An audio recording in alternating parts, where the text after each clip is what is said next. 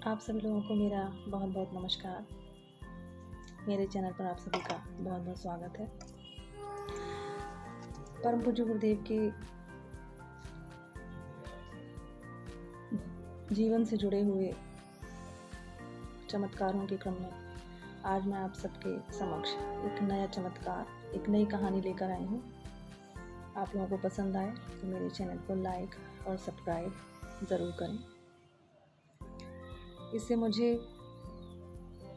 और कहानियाँ सुनाने में और जो जीवन से जुड़े हुए गुरुदेव के अन्य लोगों के जीवन से जुड़े हुए गुरुदेव के द्वारा किए गए उपकार हैं, चमत्कार हैं, उन सबको सुनाने के लिए मुझे और प्रेरणा मिलती है। तो ये कहानी है अमरेली ज़िले के बगसरायक मीटा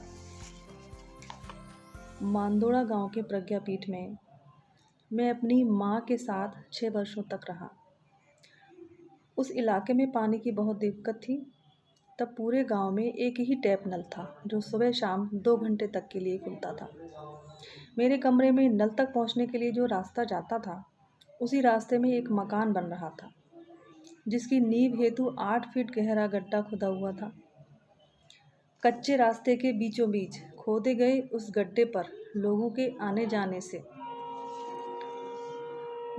आने जाने के लिए लकड़ी का एक पटरा डाल दिया गया था। वैसे तो हर रोज़ सुबह सुबह की तरह नल पर जाकर पीने का पानी भर लिया करता था, पर उस दिन मुझे पुंसवन संस्कार कराने अमरेली जाना था। इसी कारण पानी नहीं भर सका। मेरी माँ 90 साल की थी, इसलिए मैंने उन्हें पानी भरने से मना किया और कहा शाम को आकर पानी भर दूंगा, माँ आप मत भरना। मेरे सामने तो उन्होंने हाँ कर दी, लेकिन मेरे जाने के बाद माँ की ममता उमड़ आई। वे सोचने लगी, बेटा थक हार कर शाम को आएगा, फिर पानी लेने जाएगा, इससे अच्छा मैं ही ले आती हूँ। ये सोचकर वे पानी लेने के लिए चल पड़ी, लेकिन विधाता को कुछ और ही मंजूर था।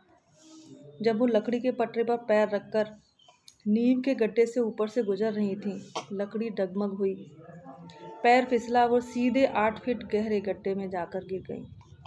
उनके गिरते ही आसपास हल्ला मच गया। पास के स्कूल में 40-50 बच्चे पढ़ रहे थे। शोर सुनकर वे सभी दौड़ पड़े। गड्ढे के अंदर टेबल डालकर उन बच्चों ने मिलकर उन्हें निकाला और घर तक पहुंचाया। शरीर में लगे चोट पर हल्दी लगा दी। शाम को वापस लौटा तो बस से उतरते ही लोगों ने मुझे उनके बारे में जानकारी दी कि सुबह पानी भरते हुए आपकी माँ जो है गड्ढे में गिर गई थी और उन्हें काफ़ी चोट आई है। इतना सुनते ही मैं तेज़ी से घर की ओर चल पड़ा। मेरा मन माँ पर झल्ला उठा कि जब मैं मना करके गया था वो पानी लेने के लिए क्यों गई। मुझे तो पहले ही शक था कि पानी लेने जाएंगी तो गड्ढे में गिरेंगी ज़रूर। आखिर हुआ भी वही। अगर इस बुढ़ापे में कोई हड्डी टूट गई होगी तो क्या होगा फिर। तरह तरह की चिंताओं से घिरा हुआ मैं घर पहुंचा तो देखा कि बिस्तर पर लेटी हुई जोर जोर से कराह रही हैं। उनका पूरा शरीर गहरी चोट से काला पड़ गया था। वो मुझे देखते ही बिलक बिलक कर रोने लगी। उनका ये हाल मुझसे देखा नहीं जा रहा था। मैंने गुरुदेव से प्रार्थना की, गुरुदेव इस मुसीबत से उबरना हमारे बस की बात नहीं है। इस उम्र में अगर मेरी माँ चलने फिरने के काबिल नहीं रही तो मैं क्या करूँगा। अब तो आप ही हमें इस मुसीबत से उबार सकते हैं। चिंताओं में डूबा हुआ मैं बाहर निकला और गांव के वैद्य को साथ लेकर वापस आया। माँ की हालत देखकर वे सशंकित भाव से जो है सिर हिलाने लगे। उस समय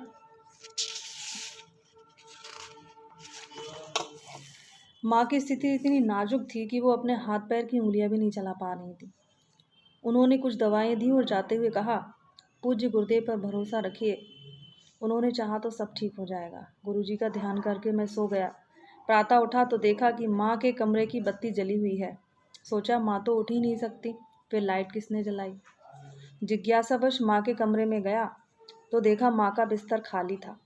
मैं चक्कर में पड़ गया, वो तो हाथ पैर नहीं हिला सकती, फिर आखिर गई कहाँ। मैं तेज़ी से पलटकर कमरे के बाहर निकला तो देखा माँ स्नान करके वापस आ रही हैं। मेरे आश्चर्य का ठिकाना ना रहा। रात भर में ऐसा क्या जादू हो गया कि माँ आराम से चलने फिरने लगी। मुझे आश्चर्यचकित देखकर माँ ने मुस्कुराते हुए कहा कि बेटा, रात को गुरुदेव आए थे, वे बोले उठकर खड़ी हो जा, तुझे कुछ भी नहीं हुआ है। उनकी बातों में न जाने कैसे जादू था कि एक ही झटके में उठकर खड़ी हो गई। जैसे ही मैं उनके चरण छूने के लिए आगे बढ़ी, वे अचानक गायब हो गए। उनकी कृपा से अब मैं बिल्कुल ठीक हूँ। गुरु सत्ता की इस अनुकंपा को याद करके आज भी मेरी आंखें भर आती हैं। ये संस्मरण है गायत्री परिजन का। इन संस्मरण को, इन घटनाओं को देखकर ये आसानी से समझ में आ जाता है कि परम पूज्य गुरुदेव हमारे स्वयं महाकाल थे और ये जो घटनाएं हैं उनके प्रति हमारी अतीव श्रद्धा उत्पन्न कर देती है और उनमें और ज़्यादा विश्वास जगा देती है। इस विश्वास को जगाने के लिए ही मैं इन घटनाओं को, इन संस्मरणों को सुनाने के लिए उद्यत हुई हूँ। आप सभी लोग उनके प्रति भरपूर विश्वास रखें, ऐसे मेरी कामना है। और इसी के साथ आज की ये कहानी समाप्त होती है। आप सभी लोगों का बहुत बहुत धन्यवाद। नमस्कार।